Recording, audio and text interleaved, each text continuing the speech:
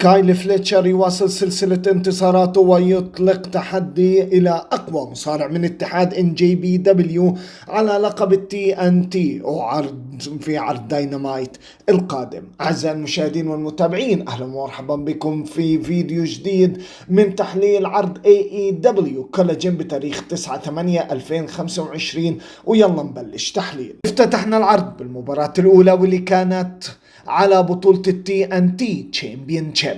جمعت كايل فليتشر ضد إيشي اللي فاز بالمباراة وظل محتفظ بلقب TNT Championship كايل فليتشر. احنا عارفين مباراة زي هاي جمعت الباور هاوس ضد التكنيكال، أكيد راح يقدموا لنا مباراة قوية جدا. من البداية هاي المواجهة كانت قوية، تشوب فيست حقيقي ما بين الاثنين، تبادل الضربات كان موجود وكان بطريقة عنيفة ومن دون رحمة. شفنا السوبلكسات، شفنا الباور موفز، شفنا التكنيكال ريسلينج، شفنا الضربات الباور هاوس، وكلها عملوها من دون رحمة. أبرز أو أقوى لحظات موجودة كان البرين باسترد اللي كانت على الابرن أو على حفة الحلبة، وأنا فكرت إنه إشي فعلا صار له إشي لأنها الضربة كانت قوية. النهاية فليتشر بحسمها أكيد بالشير دروب باستر وبحافظ على لقبه. مباراة افتتاحية عرض كانت ممتازة، تقييمي لها 3 نجوم و3/4.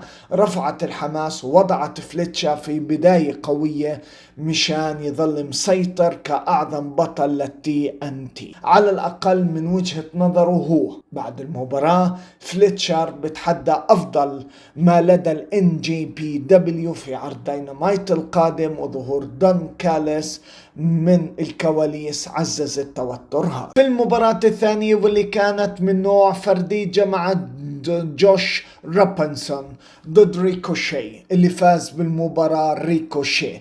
المباراة كانت قصيرة وبهدف تمهيدي أكثر من كونها صراعك. تدخلات طبعا كانت من كان ووتا، وبالنهاية بيج بوت من بيج بيل، والحكم ما كانش منتبه، سمحت لريكوشي بخطف الفوز بالسبيريت جان. تحليلي لهاي المباراة وتقييمي لها هي فقط نجمة ونص. القصة الحقيقية هين هي البناء لمواجهة ما بين بيج بيل وبرايان كيث ضد البانج بانج جانج اللي هم الBBG، والمباراة نفسها كانت مجرد أداة للوصول لهاي الهدف. المباراة الثالثة واللي كانت من نوع فردي جمعت هيشي سيرو ضد AR فوكس. اللي فاز بالمباراة بالاستسلام هو هيشي سيرو. طبعا هيشي سيرو من المصارعين الصاعدين وبقوة، وشفناهم آخر فترة حطوا حالهم على اللاين وكان لهم بصمة واضحة. AR فوكس أنا ما راح أحكي عليه لأنه أكيد أداؤه جميل جدا.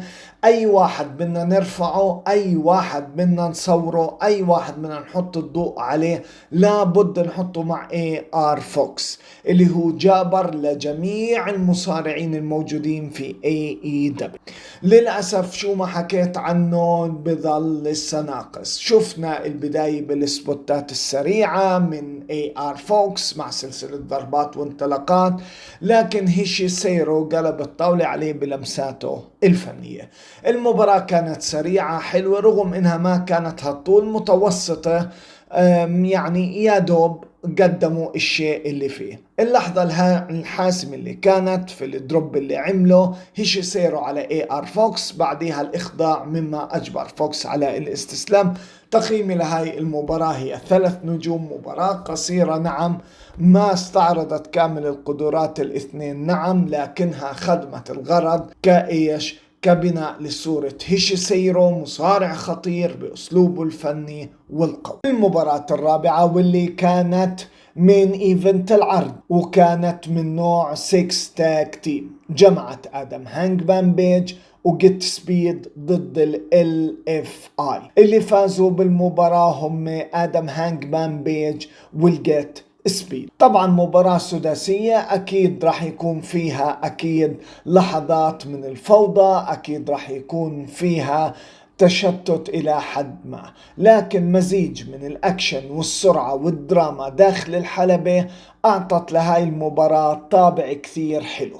شفنا فيها كيمياء قوية ما بين آدم هانجمان بيج وما بين الجيت سبيد، مع لمحات من عداوة بين بيج بي وروش، تبادل طبعا السوبر كيك، اللاريات والمناورات أكيد الهوائية والهاي فلاير كانت حاضرة ومتواصلة. سرعة الأداء والحركة داخل الحلبة أكيد برضو شفناها، هاي فلاير ضد التكنيكال ريسلينج والباور هاوس، شو راح يقدموا؟ أكيد مباراة متكاملة حلوة سريعة. النهاية أجت بالبكس شوت لاريت من آدم هانجمان بيج على دراليستيكو، وقدروا انهم تحسم المباراة. تقييمي لهاي المباراة هي 3 نجوم، مباراة مليانة بالحركات والجمهور كان حاضر بقوة، خاصة انها في مسقط رأس آدم هانجمان بيج.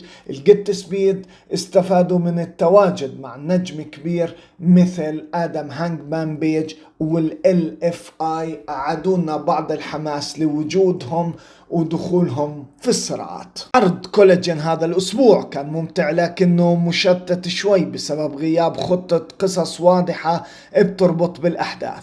أبرز ما فيه مباراة فليتشر وإيشي وعودة ال اف اي لأجواء الأكشن وأداء ثابت لكن بدون لحظات أسطورية باستثناء الافتتاحية العرض القوية.